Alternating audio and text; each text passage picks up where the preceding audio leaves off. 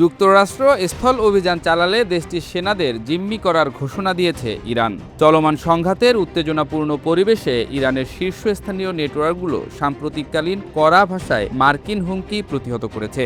কর্তৃপক্ষ দাবি করেছে যে যদি যুক্তরাষ্ট্র বা ইসরায়েল ইরানে ভূ আক্রমণ চালায় তবে ইরানি বাহিনী তা প্রতিহত করে মার্কিন সৈন্যদের বন্দী করে ফেলবে এবং বড় ধরনের ক্ষতি করবে।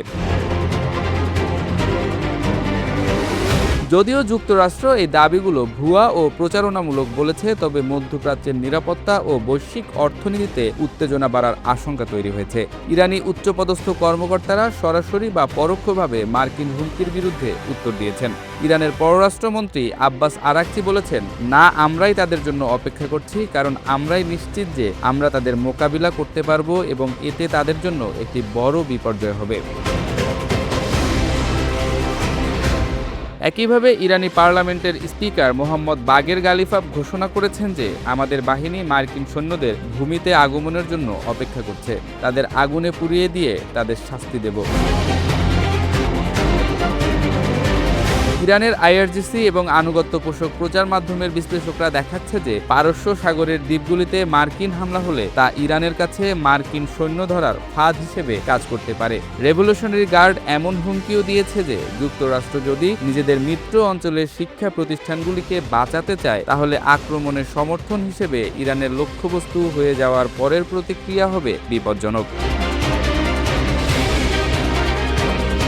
যুক্তরাষ্ট্রের সামরিক ও প্রশাসনিক পক্ষ দ্রুত এসব দাবিকে উড়িয়ে দিয়েছে।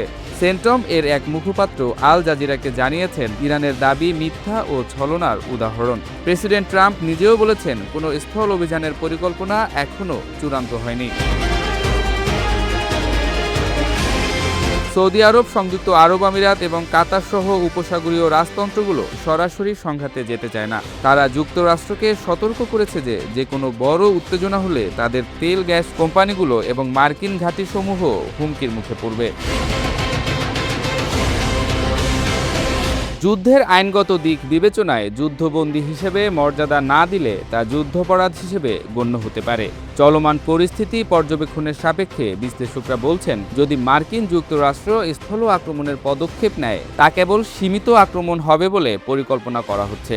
বিশেষজ্ঞরা সতর্ক করেছেন, স্থায়ীভাবে যে কোনো দ্বীপ দখল হলে তা ইরানের ড্রোন এবং ক্ষেপণাস্ত্র দ্বারা বিপজ্জনক হয়ে উঠবে। অসংখ্য মানুষ হত্যা আর অর্থনৈতিক ক্ষতির আশঙ্কায় রাজনৈতিক ও কূটনৈতিক সমাধানেই মধ্যপ্রাচ্যের যুদ্ধ সমাধানে প্রাধান্য পেতে পারে।